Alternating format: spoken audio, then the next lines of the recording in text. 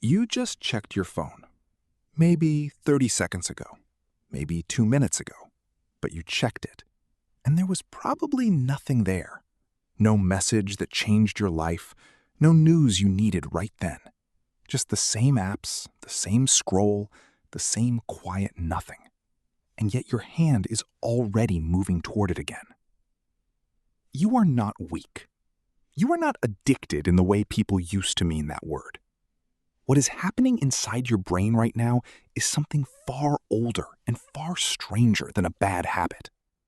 It is a survival system that kept your ancestors alive for hundreds of thousands of years, and it has been hijacked so completely that you cannot tell the difference between a notification and a matter of life and death. To understand why, you have to go back about 200,000 years.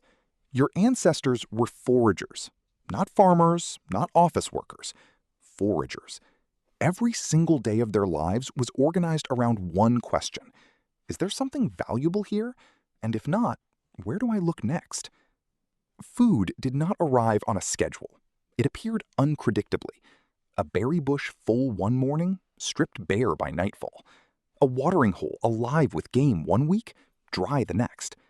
The environment was a landscape of random rewards. Sometimes you found something, often you did not, and your brain had to develop a system for navigating that uncertainty. That system was dopamine. Most people think dopamine is the pleasure chemical. It is not. That is one of the most widespread misconceptions in popular neuroscience. Dopamine is not what you feel when you get something good. Dopamine is what your brain releases in anticipation of something good. It is the chemical of maybe. In the 1950s, a neuroscientist named James Olds discovered that rats would press a lever compulsively when that lever delivered a small electrical pulse directly to the reward circuitry in their brains. They would press it thousands of times. They would skip food and water to keep pressing it. The lever had become more compelling than survival itself. But what Olds had actually found, though he did not know it at the time, was the dopamine system laid bare. The anticipation loop, with nowhere to go but itself. Decades later, a researcher named Wolfram Schultz at Cambridge University mapped exactly what dopamine does at the neural level. What he found was unexpected. Dopamine neurons did not fire when a reward arrived. They fired in the moment before, in the gap between the cue and the outcome, in the space where the animal did not yet know what was coming. The moment of uncertainty, the moment of maybe. And here is where it gets strange. Schultz found that when a reward was guaranteed, when the animal knew for certain it was coming, dopamine activity actually decreased. Certainty was boring to the brain. Unpredictability was electric. The system was not built to chase known outcomes. It was built to chase unknown ones. This is called variable reward, and it is the engine behind every behavior you find impossible to stop. A slot machine pays out on a random schedule. Not every pull, not every 10th pull, randomly. And that randomness is not a flaw in the design. It is the design. The unpredictability is precisely what makes it impossible to walk away. Your dopamine system is not satisfied when you win. It is activated most powerfully in the moment you do not know whether you will win. The pull of the lever, the spin of the wheel, the moment just before the outcome. Now open your phone and look at it differently. Every time you pick it up, you do not know what you will find. Maybe a message from someone who matters. Maybe nothing. Maybe something that makes you laugh. Maybe something that makes your chest tighten. The outcome is always uncertain. The schedule of reward is always variable. And your 200,000-year-old dopamine system cannot tell the difference between checking for a ripe berry bush and checking your notifications. The cue fires. The anticipation spikes. You check. You find nothing. The dopamine does not drop immediately. It lingers, urging you to check again, the same way your ancestor would circle back to that berry bush one more time, just to be sure. And the cycle begins again. A behavioral scientist named B.F. Skinner demonstrated in the 1950s that variable reward schedules produce the most resistant and compulsive behavior of any reward structure, more than fixed schedules, more than guaranteed outcomes. The unpredictable, intermittent reward is the hardest pattern to extinguish once it is established. Skinner was working with pigeons. He could not have known he was describing the architecture of the smartphone. But the people who built the smartphone knew exactly what Skinner had found. Nir Eyal, a behavioral designer who spent years consulting for Silicon Valley companies, wrote in his book Hooked that the variable reward is one of the most powerful tools available for building habit-forming products. The feed that never ends, the notification that arrives at unpredictable intervals, the like count that changes every time you look. None of that is accidental. Every element is engineered to keep your dopamine system in a state of perpetual anticipation. Tristan Harris, a former design ethicist at Google, described the attention economy with a phrase that is hard to forget.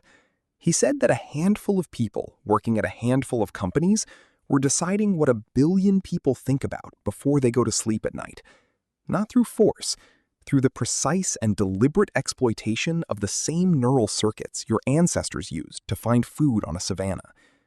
And the problem goes deeper than the scroll. Sean Parker, one of the founding presidents of Facebook, said in 2017 that the platform was built from the very beginning to consume as much of your time and conscious attention as possible. The question the designers asked, he said, was this: how do we consume as much of your time and conscious attention as possible? And the answer was to give you a little dopamine hit every once in a while because someone liked or commented on a photo or a post. Just enough to keep you coming back. Just enough unpredictability to keep the system running. Your brain does not experience this as manipulation. It experiences it as foraging. The same ancient urgency that once kept your ancestors scanning the horizon for movement, for fruit, for danger, for opportunity, now keeps your eyes dropping to a glowing rectangle 30, 50, 100 times a day. The researcher Anna Lemke at Stanford, who directs the Dual Diagnosis Addiction Clinic and wrote the book Dopamine Nation, describes what happens after extended exposure to high dopamine stimuli. The brain, she explains, is a homeostatic organ. It wants balance. When dopamine floods the system repeatedly, the brain compensates by downregulating its own dopamine receptors. It becomes less sensitive. The same stimulus produces less response. So you need more. You check more often. You scroll further. You stay longer. And the baseline? The level of satisfaction you feel when you are simply sitting still and not consuming anything drops. The world without the phone begins to feel flat, dull, empty. Not because it is, because your brain has recalibrated around a dopamine level that normal life cannot sustain. This is why boredom feels unbearable now, in a way it probably did not when you were a child. Boredom used to be a neutral state. Now it feels like deprivation, because your brain has been trained to expect stimulation at a frequency and intensity that no natural environment can provide. You are not checking your phone because you are weak or distracted or lacking willpower. You are checking your phone because 200,000 years of evolution built a system in your brain designed to compulsively scan uncertain environments for reward. And the most sophisticated engineers in human history spent decades studying that system, and then built something specifically designed to activate it on an infinite loop. The forager is still inside you, still scanning the horizon, still convinced that the next glance might be the one that finds something worth finding. Tonight, when you reach for your phone without knowing why, that is not a failure of self-control. That is 200,000 years of survival programming meeting a slot machine that fits in your pocket. And somewhere on a savanna that no longer exists, the version of you that built this brain would not understand what you are staring at, but it would recognize exactly what you are doing. Looking. Always looking. Just in case something is there.